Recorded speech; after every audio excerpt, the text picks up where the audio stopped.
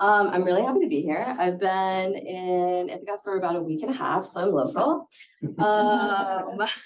Which is kind of a joke, except for like settler colonialism and the way that a lot of global North research goes. So I have to be careful about making that joke. But I am going to spend half this talk kind of situating you in the research agenda that I've been working on for about 10 years, and then half of it focusing on what I've been looking at in the archives while here. So this photo is from a conversation cafe in March this year. This has been, because I'm on sabbatical and on research leave, I've been able to do a lot more policy work, which I'm really excited about, and I can talk a bit more about what that event was. But I also wanted to just say, like, I'm a person, and also I'm very happy to talk about my research, and I want to hear what you're up to. So please do ask questions, but also like be in touch in the future. And I'm always happy to think about coalitional organizing for events and co-authoring. And so I also like to just show, so I've had the privilege to go to Colombia 3 times in the past year. And these are 3 birds that I saw while there, because I fall into the category of people who became a birder during COVID. And also I started my first academic job at Queen's University, Belfast in 2019. And the institute will not love it back. So I take a long walk when I go to campus, look at the birds. And so now when I travel, I make time to look at the birds out my window in the hotel. But these two are in the Botanic Garden. And I need to clarify Botanic Garden in Bogota, because when I said that in Belfast last, they were like, oh my God, those birds are here. And it's like, love you, but no.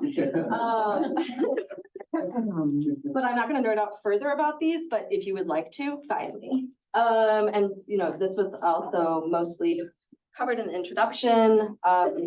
I'll also say I was like literally editing this, my chapter for this edited volume last week. So it's coming out next year. Really excited about it. So my research agenda is Queering Women, Peace and Security, which is about, you know, I'm in international relations. My PhD is in global governance and human security. And so part of thinking about feminist international relations is Cynthia Enla. So like I said, I studied at UMass Boston and was part of the Boston Consortium, which means I had the privilege of working with Carol Cohn and Cynthia Enloe. And so there's Cynthia Enloe's work of asking where are the women. When I started doing WPS work, was very curious where the queers, where the lesbians. And so, like I said, I'll talk about that work and then why Colombia as a context for looking at that in practice. And then the lesbian activism and queer peace stuff that I've been looking at in the archives here. Okay, so just show of hands, 1325 WPS, who knows what that is, has a sense, just getting a vibe. And okay, so then I will. So in the year 2000, the resolution 1325, which is the first that actually says we need to listen to women and think about women's experiences in conflict, was passed. So that is actually not very long ago. There are now 10 resolutions, and it's called the Women, Peace and Security Agenda. So it does call for equal participation of women in peace processes, and that's kind of a huge focus of the mobilization. Which it was from grassroots. So it was civil society organizers saying like, what the heck, you can't keep having peace deals that have no women in the room. Like that does not work. But also calling for a gender perspective, because gender matters to understanding violence, and also gender matters to understanding peace. But a lot of the mobilization has gone towards addressing gender-based violence. And we can talk about why that is maybe an easier thing for states and certain civil society organizations that aren't necessarily ready to, or willing, I should say, to talk about patriarchy and privilege, and why only looking at women as victims is only going to get us so far. But that has been where a lot of the mobilizing has been. I mean, and this is, states can now develop national action plans to say how they're going to implement this, because a Security Council resolution is a big deal. So it was a big deal. I mean, if you, depending on how you feel about state power and international mobilization through the Security Council, but certainly many of the actors who mobilized for it were very excited that this happened and see it as a way to leverage transnational feminism to hold states accountable. So these national action plans are ways to do that. Colombia is currently working on their first. It's literally going to be released like next week. So, but as I was working with the Global Network of Women Peacebuilders, which was the first organization I worked with, and then the Women's International League for Peace and Freedom, to sort of look at what states were doing, I would see like 200-page documents talking about women and peace and no mention of sexuality, no mention of lesbians, which I have to say was very weird because I know so much of the peace organizing is by lesbians. So there was the, the thing where the thing that's not being talked about is so important, right?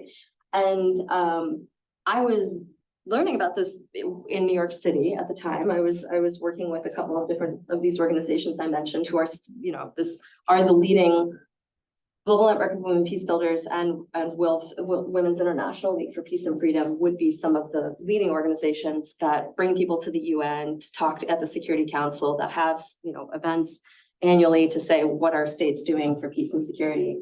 And so I wrote the 2016 piece that some of you read about queering women, peace and security, literally saying we need to talk about sexual orientation and gender identity, but also the broader agenda of thinking about queering is like which issues actually get to count as queer and what count as security issues. And there's been a lot more work around thinking about human security, recognizing the climate crisis as a security issue over the past 15 years. But also with the accountability of decolonizing aid, I see that as a queer issue. I'm looking at confronting racial hierarchies of, again, like who's seen as an expert, which people get to speak about women's experiences and get recognized as an expert. So I see this as all part of the queer reimaginings of peace and security. But the thing that constantly happens when my article has been well received, I've been invited to speak at a lot of universities and for state, and US wants to do better, the UK wants to do better, Canada, these would be the states that I've been invited to speak to, folks in policy. But there's really this lack of imagination about what that actually means in people's daily lives. Feminists, of course, have been advocating and talking about this for decades and decades, but it's not, there's the disconnect between discourse, but also I do think it's imagination. So, I've been really excited about working with Colombia Diversa. In 2017, I wrote a piece about how the organizing that was happening in Colombia and Nigeria, as two instances where there were feminist queer mobilizations, could be a way to start thinking differently about what we mean when we say peace, and with women we're inviting into different rooms and also expertise. So over the past year, Colombia Diversa has been doing human rights work and specifically litigation for about 20 years, but they only since around 2016 started realizing that it would be really advantageous to also be looking at this through the lens of peace and security. We could talk about where different movements are in terms of why LGBTQ organizations also wouldn't be as part of the peace and justice conversation, because so much of the work is about basic rights, so much of it is about direct services. If you can't even, find secure housing, how is it that you're going to be mobilized and to be part of a peace process? I mean, that's been a huge issue. And then also when you do have the exclusion from women's groups, like outright, like explicit exclusion of lesbians, bisexual, and transgender women. So, depending on what curiosities folks have, we can talk more about how things, the specific workshops that we've organized together, and there, Colombia Diversa is committed to. There are feminist organizations that are explicitly working with Colombia Diversa and other LGBTQ organizations in Colombia. So there is that network. But in the lead up to this draft of the National Action Plan, Colombia Diversa has been taking the lead in having forums and inviting people from across the country to meet together to come up with specific recommendations, like very specific to hand to the people writing the National Action Plan about what to put in there that is specific to LGBTQ communities and specifically lesbian, bisexual, transgender, and queer women. So the excuse of we had no idea, we don't know anyone, you can't do that anymore, right? We've heard this one before. But there, so in October last year, we organized a workshop where one of the things that, aside from like maybe a lack of imagination, is this question of accountability. And so those of you who've done coalitional organizing, there is this tendency of like, whose problem is it anyway?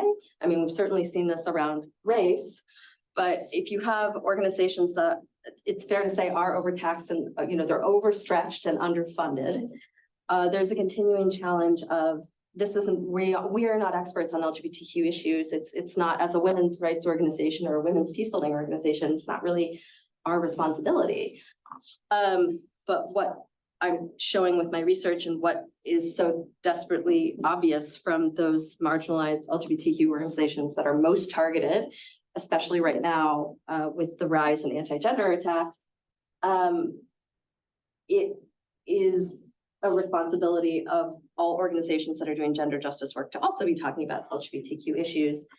And it is a responsibility to become either in conversation with someone who has that expertise or to become educated on that expertise, right? And that in the case of Colombia became really problematic because the peace deal in 2016 was put to a referendum, which then failed because there was this, it's one of the earlier examples of the mobilization to say that, talking about gender is the same thing as talking about everyone getting an abortion. And it's the same thing as, making all our kids gay.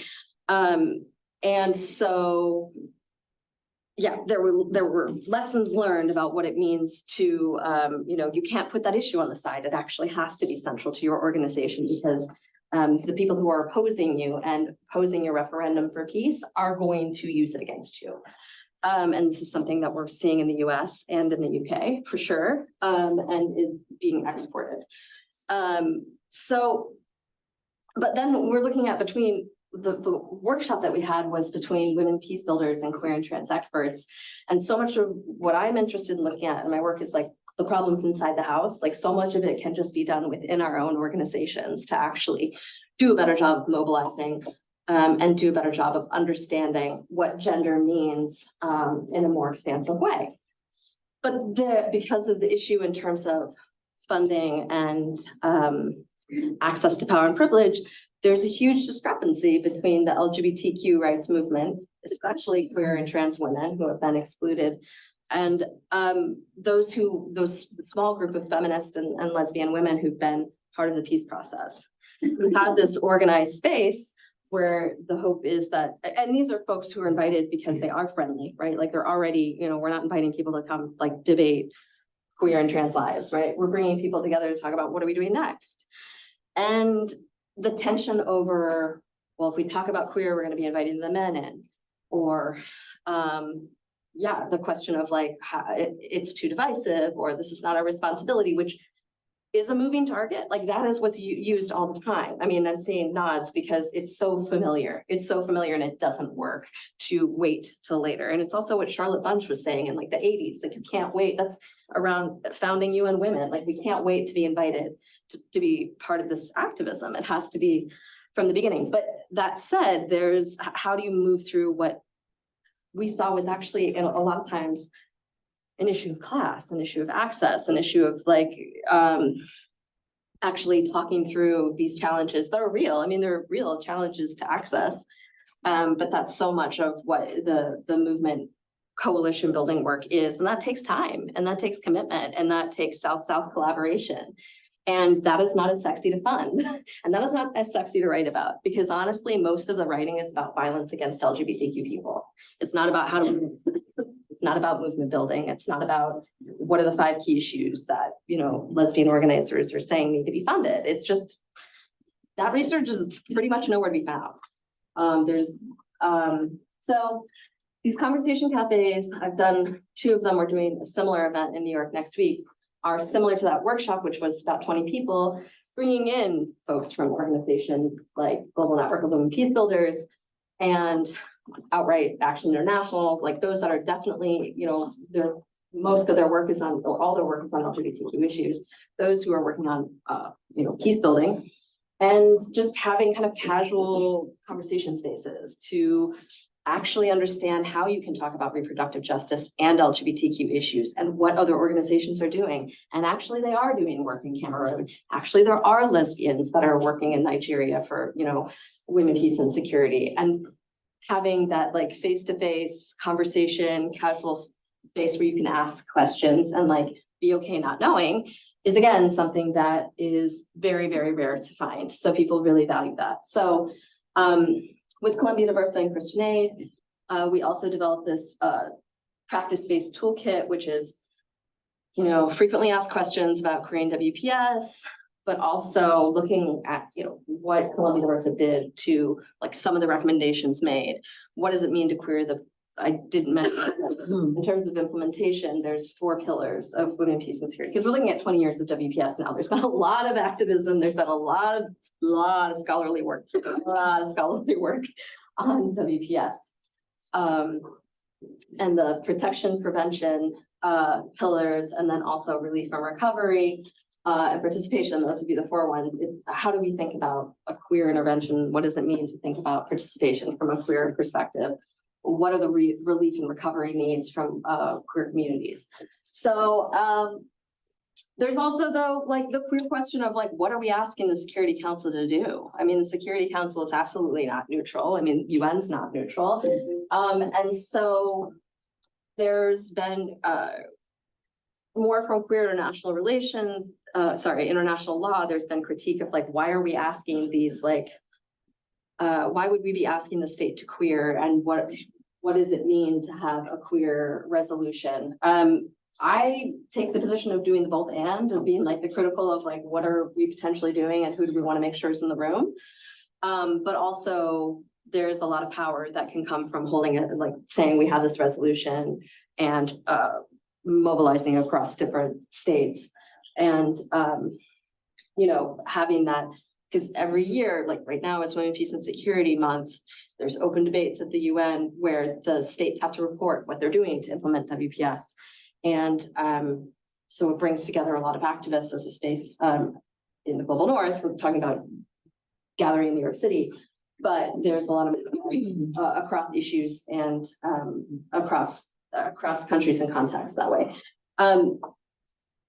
Also, there is now an independent expert on sexual orientation, gender identity, who does state visits and to see how states are doing, and that's just only like if states invite them.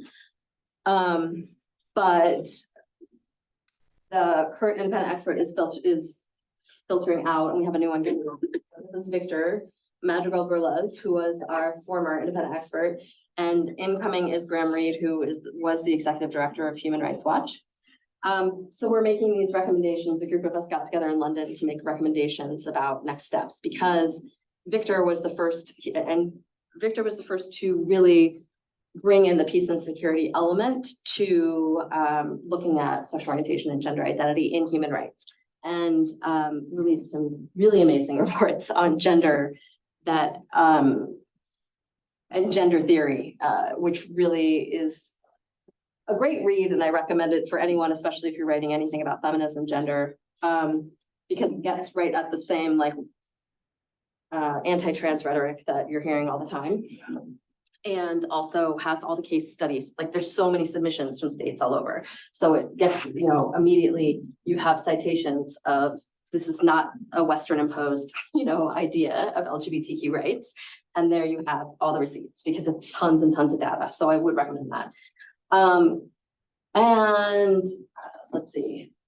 Yeah, so you can look on my website for some of the things I've been publishing about it.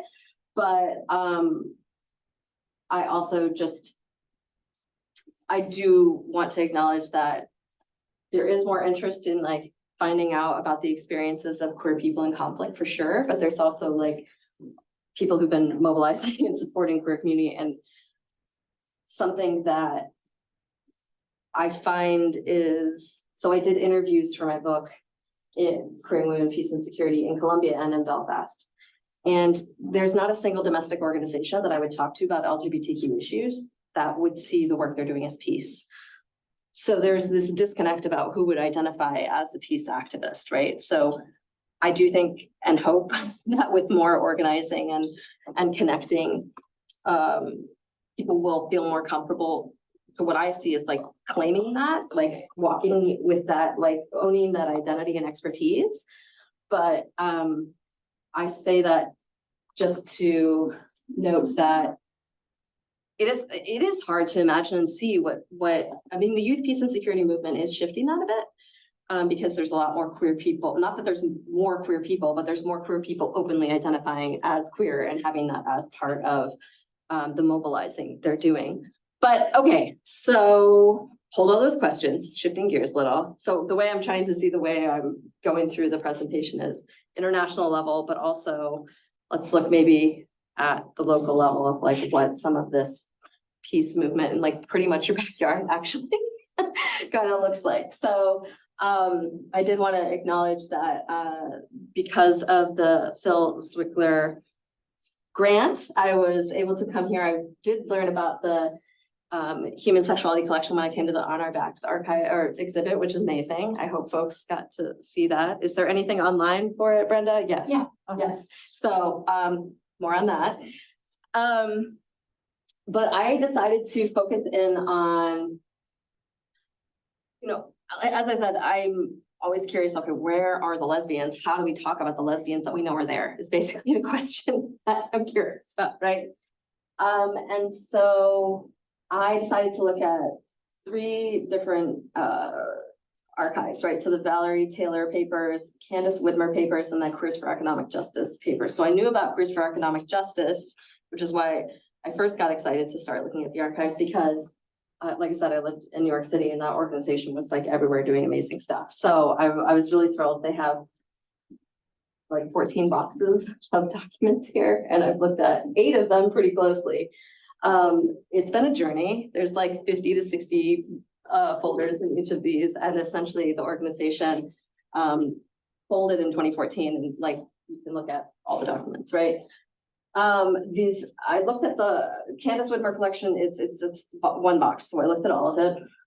And then Valerie Taylor, I just got curious because she had Women's International League for Peace and Freedom, which is the organization I mentioned, right? So I was like, tell me more. So I pulled the thing specific to where she's talking about Women's International League for Peace and Freedom.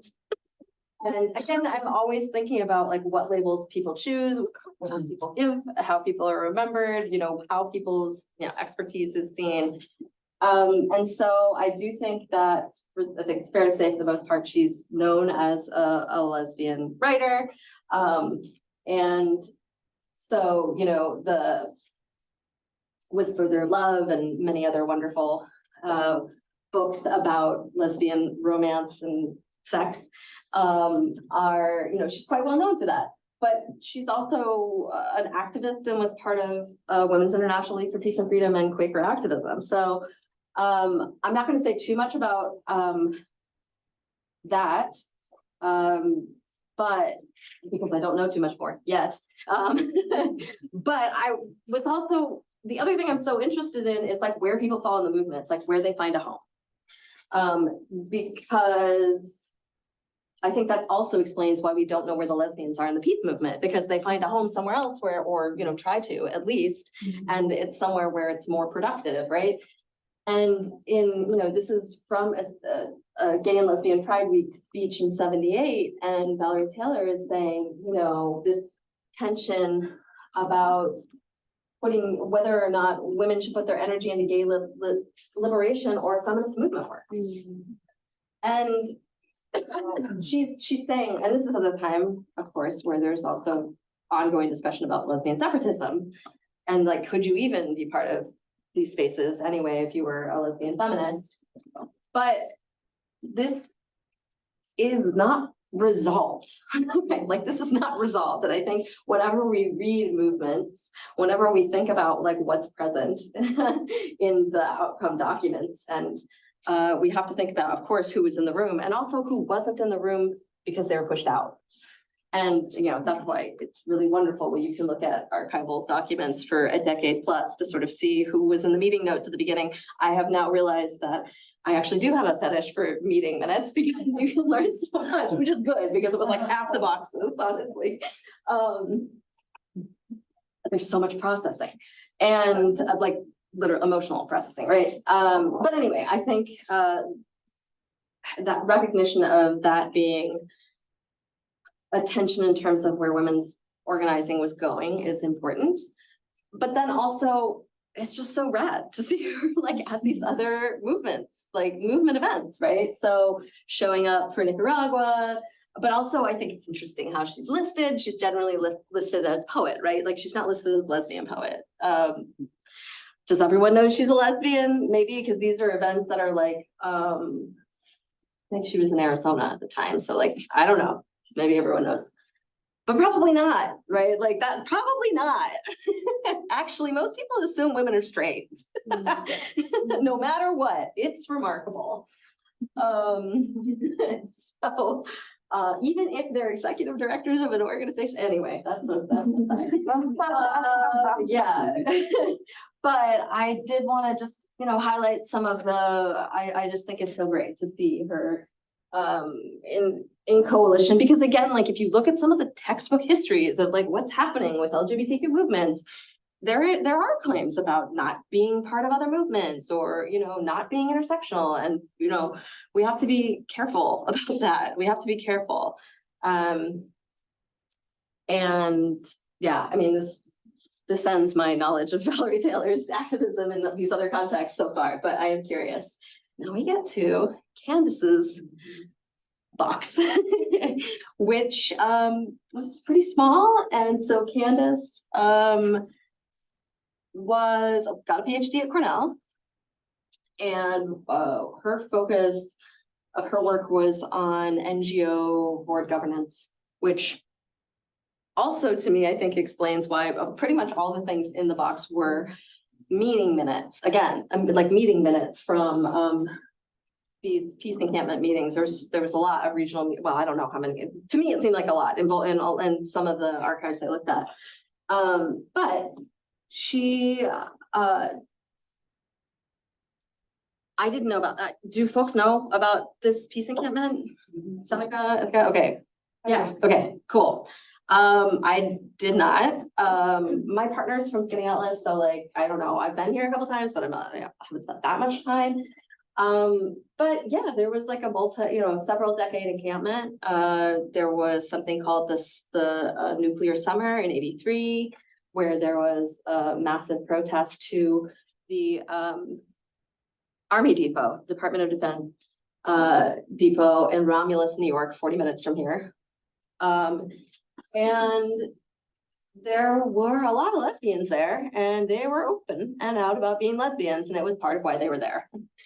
A lot of the conversations throughout the minutes were about the challenges. I mean, they were pretty much all white, so there was a recognition of like, we need to actually be trying to connect with people beyond our own community.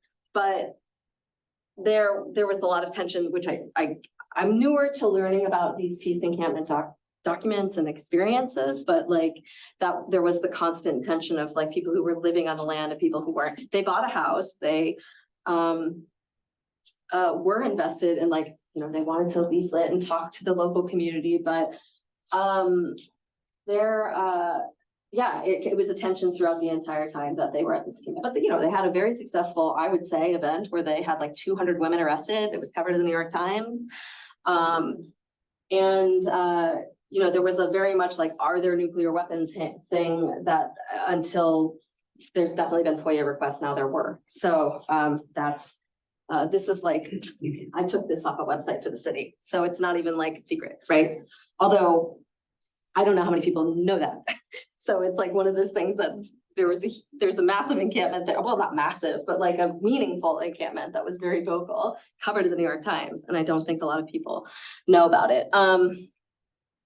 So there,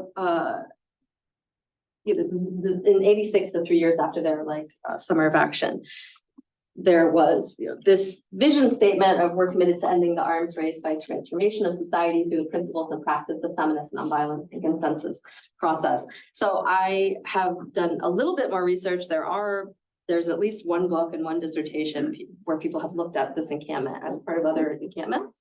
There's a massive peace encampment archive at Harvard, and UMass Amherst also has documents about this encampment. So more to learn, very curious. There isn't anything, as far as I can tell, that's explicitly looking at the role, like why it matters that they were lesbians and how they decided to talk about being lesbians as part of their organizing. It's mentioned in both of them, in both the things that I've seen so far. But I haven't seen anything that is central to understanding what the encampment is doing, like why it matters that there's two dykes dreaming about what the encampment's gonna look like. And I did have, because Brenda introduced me to Sue, who was Candace's partner for 25 years before Candace passed away from cancer in 2005. I have connected up with more folks who are, still doing activism here in Ithaca. And I also know that Sue has a garage. I haven't talked to you about this yet, but we had a great conversation. We met yesterday, and she has a garage full of photos of the encampment, of the protests. And I'm meeting up with her next year because she was so excited to talk about it, right? I didn't know what was going to happen with meeting up with her, but she's really excited to talk about it. She was the electrician for the peace encampment, which is great. I love this. Yeah, so, you have people deciding to get arrested. You also have something that was also interesting to me to see were the women from Greenham Common in the UK, the big peace encampment in the UK, anti-nuke peace encampment, coming to New York to meet with the folks here. But get ready for it. Yup, they got coverage in the newspaper as the Witches of Seneca.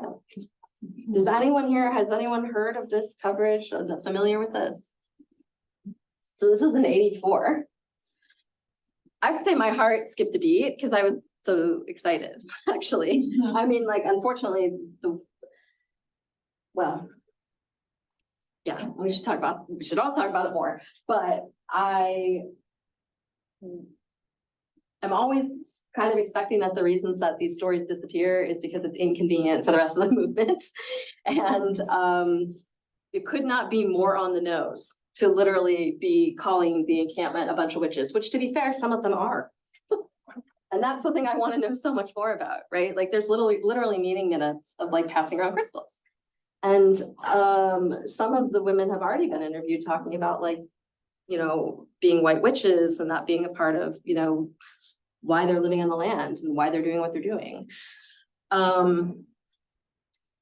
How much of that is written about at all in women's peace movement history? How much of it is written in a positive way? I'm only just beginning to look at more of the coverage of this, so I would be interested to know if anyone's seen something positive about it. But when I started doing my research on queer women, peace and security, I thought the reason that LGBTQ people weren't talked about was because people were homophobic and transphobic. I don't think that as much now. I feel like it is an issue of literally not thinking about queer people, not thinking about how everyone has a sexual orientation and a gender identity. Although I do think, as I've talked about, it is an inconvenient thing sometimes to talk about. There are still feminist movement leaders that think that you can just not talk about sexuality somehow. But I think there's a lot more that needs to be said about what happens with the leadership and the commitment and the coalition building from those that are willing and insisting on keeping the complexity. right? Like keeping the complexity of why they're doing what they're doing, which is how I would describe lesbian dykes organizing for peace, like they do exist, of course they do. But how is this not part of the history? And how is this like leadership and commitment, as far as I see, just like kind of not there? So yeah, I'm curious. I'm curious. So going into the third collection, Queers for Economic Justice. Oh gosh. Let's see. Okay, yeah.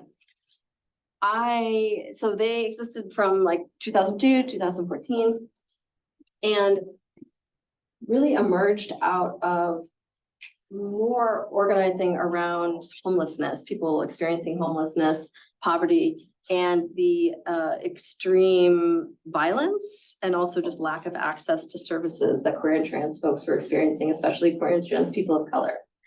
So, but I was curious, so what did they say about war?